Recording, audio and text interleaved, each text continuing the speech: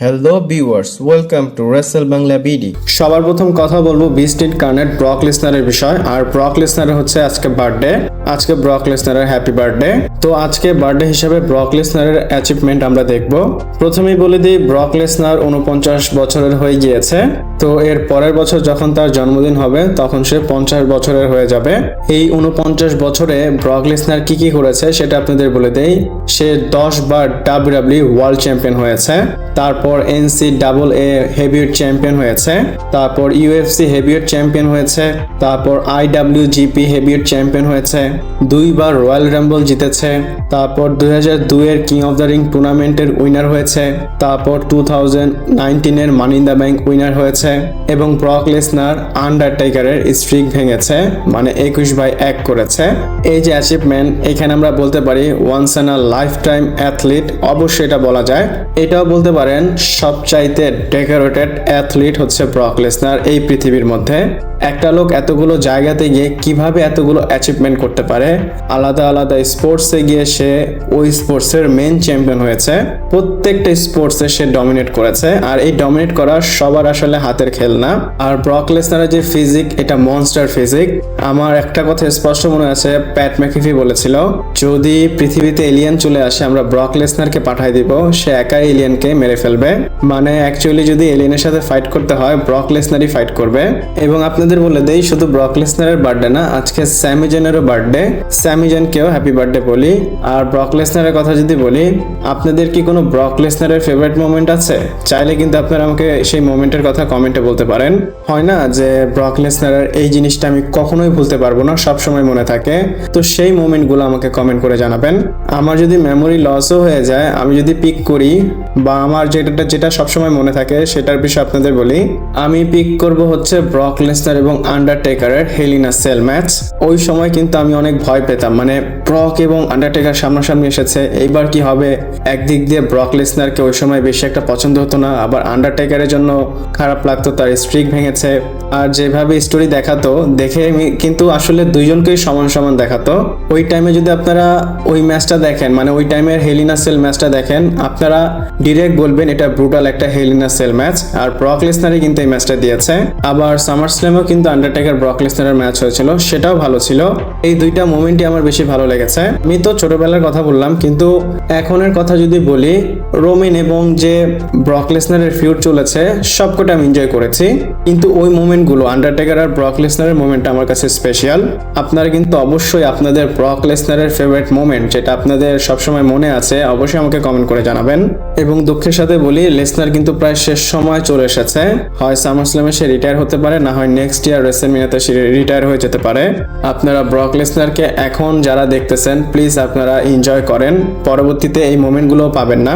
আমি যদি আমার কথা বলি, 50 বছর হলে যেন সে রিটায়ার হয়। এখন 49 বছর হলে রাউন্ড ফিগার করে সে রিটায়ার হোক। আবারও বলি, হ্যাপি বার্থডে ব্রক লিসনার। আমি ব্রক লিসনারের ফ্যান। কে ব্রক লিসনারের ফ্যান আমি কিন্তু কমেন্টে দেখতে চাই। আর ব্রক লিসনারের কিন্তু নিজের কোনো সোশ্যাল মিডিয়া অ্যাকাউন্ট নেই যে আপনারা তাকে সেই অ্যাকাউন্টে গিয়ে মেসেজ করে বলবেন। তো যেখানে সুযোগ পাবেন উইশ করার, সেখানেই উইশ করবেন। এরপর মানডে নাইট র এর বিষয় বলবো। আর মানডে নাইট র টিউসডেতে হবে। তো কালকে কি হবে সেটা আপনাদের বলি, WWE কি অ্যাডভার্টাইজ করেছে। আমি যদি বলি, মানডে নাইট র এর কার্ড অনেক বেশি স্ট্যাক। প্রথমে world champion Roman Reigns appear হবে, মানে আপনারা রোমানকে রিটার্ন করতে দেখতে পারবেন। একটা সপ্তাহ রোমান থাকে, সে আসে না পরের সপ্তাহে, আরেক সপ্তাহে সে আসে, রিটার্ন করে। তারপর ব্রক লিসনার, সেও রিটার্ন করবে। আর এটা WWE নিজে অ্যানাউন্স করেছে। তারপর স্যাথ রলিন্স অ্যাডভার্টাইজ আছে, সে থাকবেই। তারপর ওবাফেমি, সেও অ্যাডভার্টাইজ আছে, সেও থাকবে। তারপর বেইলি এবং লাইরা ভালকেরিয়ার ফেস টু ফেস হবে। যেহেতু তাদের ফেস টু ফেস হবে, আপনারা এক্সপেক্ট করতে পারেন এদের ম্যাচটা সামার স্ল্যামে হবে।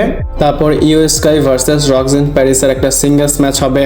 তারপর Chad Gable versus Dragon Lee versus Joe Hendry versus জেভানোভিন্স versus Dominik Mysterio versus Ethan Page versus রুসেভের মধ্যে ম্যাচ হবে। আর এই ম্যাচটা হবে number 1 contender gauntlet match for IC title. তো এইখানে যে যেই জিতবে সে ফেস করবে সামার স্ল্যামে ইন্টারকন্টিনেন্টাল চ্যাম্পিয়নশিপের জন্য প্যান্টাকে। আমার মনে হয় এদের মধ্যে চ্যাট গেবল ভিক্টোরি পাবে এবং সে ট্রিপল এ থেকে ভালো মোমেন্টামও নিয়ে এসেছে। আর মোমেন্টাম আসুক না আসুক সেটা ডিজার্ভ করে আমার মনে হয়। যদি সে ভিক্টোরি পায় কালকে মানডে নাইট রতে, আমার মনে হয় সামার স্ল্যামে সে চ্যাম্পিয়ন হয়ে যেতে পারে। এছাড়াও কিন্তু রয়ের মধ্যে Roman Reigns, Brock Lesnar, Seth Rollins, Obafemi সবাই থাকবে। ডেফিনেটলি আমি বলতে পারি এটা মাচ ওয়াচ শো হবে। আপনাদের কি মনে হয় আমাকে কমেন্ট করে জানাতে পারেন। এরপর নিক অল্ডিসের বিষয়ে কথা বলবো। আর আমি আপনাদের এখন বলতে পারি আপনারা ডেফিনেটলি নিক অল্ডিসকে ইন রিং অ্যাকশনে দেখতে পারবেন এবং এটা আমি শিওর বলতে পারি। আপনারা হয়তো জানেন নিক অল্ডিসের উপর স্ম্যাকডাউন মানে ফ্রাইডে নাইট স্ম্যাকডাউনের পরে শেষের দিকে গুন্থার অ্যাটাক করেছিল।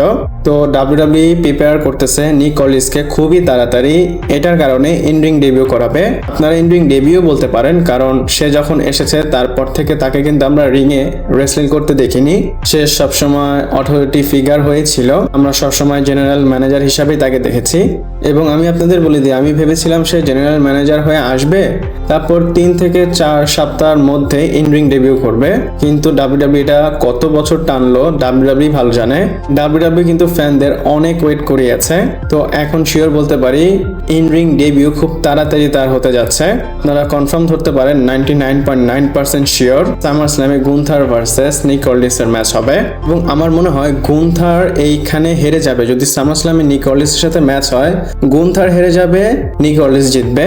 আর আমি আপনাদের ব্যাখ্যাও দেই, ধরেন আপনারা চিন্তা করেন নিক অল্ডিস অথরিটি রোল থেকে বের হয়ে ডাব্লিউডাব্লিউর ইন রিং ডেবিউ করতেছে, কম্পিট করতেছে, আর কম্পিট করার পর সে হেরে যাচ্ছে, তাহলে কিন্তু ম্যাটারটা হবে না। মানে কথা কিভাবে হলো, জিনিসটাই তো নষ্ট হয়ে গেল। নিক অল্ডিস তো এমন না যে জাস্ট অথরিটি ফিগার, সে অ্যাকচুয়ালি একটা প্রফেশনাল রেসলার। ইনফ্যাক্ট সে খুব ভালো একটা রেসলার। আপনাদের কি মনে হয় আমাকে কমেন্ট করে জানাতে পারেন। এরপর কথা বলবো ড্রু ম্যাকইন্টায়ারের বিষয়। ড্রু ম্যাকইন্টায়ারের রিটার্ন নিয়ে আপডেট আছে। রিটার্ন নিয়ে আপডেট মানে বলা হচ্ছে রিটার্নে যে ড্রু ম্যাকইন্টায়ার যে তাড়াতাড়ি রিটার্ন করবে এনি টাইম সুন, এটা এক্সপেক্ট করেন না। এইখানে তার এক্স্যাক্টলি বলতে চাচ্ছে যে ড্রু ম্যাকইন্টায়ারের রিটার্ন নিয়ে কোনো ডেট নেই, কোনো ক্লিয়ার ডেট নেই। যেহেতু এরকম ড্রু ম্যাকইন্টায়ার কিন উল্টাপাল্টা আপডেট আসতেছে বা বলা হচ্ছে ড্রু ম্যাকইন্টায়ার এখন ডাব্লিউডাব্লিউতে আসবে না, আপনারা এটা এক্সপেক্ট করেন ড্রু ম্যাকইন্টায়ার সামার স্ল্যামের পরেই আসবে। আর আমি ড্রু ম্যাকইন্টায়ারের খবর নিলাম, মানে তার সোশ্যাল মিডিয়া হ্যান্ডেল দেখলাম, সে এখনো ফিল্ম করতেছে, মানে ফিল্ম শুটিং এ ব্যস্ত আছে। ড্রু ম্যাকইন্টায়ারের ফ্যানদের জন্য এটা প্রবলেমের বিষয়, কারণ সে আসতেছে না। আর ওই দিক দিয়ে ড্রু ম্যাকইন্টায়ারের জন্য ভালো, কারণ সে এরকম কাজ করতে করতে হলিউডে আরো ভালো প্রজেক্ট পাবে বলতে সে আরো কয়েকটা প্রজেক্ট ধরেছে, এগুলোর কাজ করতেছে। এর জন্য সে ডাব্লিউডাব্লিউতে আসার টাইম পাচ্ছে না। আর সে আসতেছে না, ভালোই হয়েছে। ডাব্লিউডাব্লিউ তো ভালো ট্রিট করতেছে না, সে যেখানে ভালো পাবে সেখানেই তো কাজ করবে। ড্রু ম্যাকইন্টায়ার ভালো কাজ করুক, এটা আমি চাই। আপনারা কি চান আমাকে জানাতে পারেন। এরপর স্যামি জেনের বিষয়ে কথা বলবো। আর স্যামি জেনকে নিয়ে একটা নতুন ব্যাকস্টেজ আপডেট এসেছে। এই আপডেটটা এসেছে রেসলিং অবজারভার রেডিও থেকে।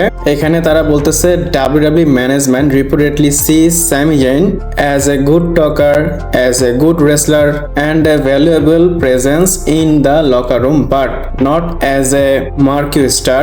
ডাব্লিউডাব্লিউ যারা আছে তারা স্যামি জেন কেমনটা মনে করে যে স্যামি জেন মাইকে খুব ভালো, স্যামি জেন রেসলার হিসাবেও খুব ভালো, এবং তারা এটাও মনে করে স্যামি জেন লকার রুমে প্রেজেন্স থাকে, এটা তাদের জন্য ইম্পর্টেন্ট এবং এটা ডিজার্ভও করে সে। কিন্তু স্যামি জেন ওই লেভেলের কোনো ট্যালেন্ট না যার উপর বেট করা যায়, বেট করে বলা যায় যে না এ আমাদের কোম্পানির কিছু একটা, মানে ডাব্লিউডাব্লিউ অত বড় অ্যাসেট হিসাবে তাকে দেখতেছে না বা মনে করে না। তো এইখানেই ডিফারেন্স ডাব্লিউডাব্লিউ থিঙ্কিং এর মধ্যে আর ফ্যানদের থিঙ্কিং এর মধ্যে।